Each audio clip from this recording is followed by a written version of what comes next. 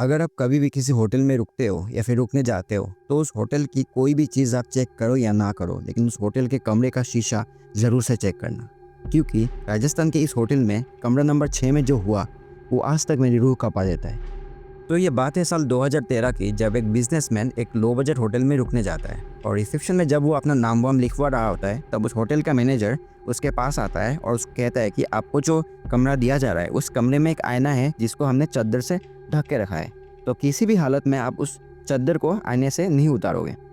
तब तो मैनेजर के बातों पे बिजनेसमैन उतना ध्यान नहीं देता क्योंकि वो बहुत थका हारा था, तो वो अपना रूम में जाके सीधा सो जाता है। फिर रात में जब वो नींद में अपना करवट बदलता है तो उसकी नज़र उस आईने में जाती है। वो देखता है कि वो आईना चादर से ढका है और उसको मैनेजर की बात याद आती है। फिर वो क्या करता है, क्यूरियोसिटी में अपने बिस्तर से उतर के उस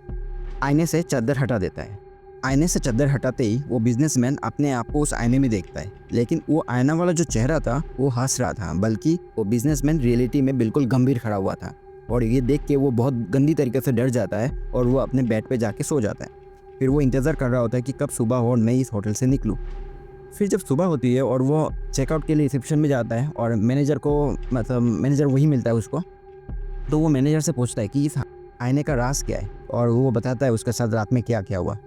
फिर जो मैनेजर है वो थोड़ा ऐसे गंभीर सांस लेके कहता है कि ये जो आईना है इसको एक पुराने मुर्दा घर से लाया गया है और कहा जाता है कि इस आईने में वो मुर्दा लोग अब भी झांकते हैं। और ये सुन के मैनेजर और भी ज़्यादा डर जाता है और वो तुरंत उस होटल से निकल जाता है। फिर जब वो अपना घर पहुंचता है, पहले 1-2 हफ्ते तक तो सब कुछ ठीक था, वो बातें धीरे धीरे भूलने लगा था, लेकिन 1 हफ्ते के बाद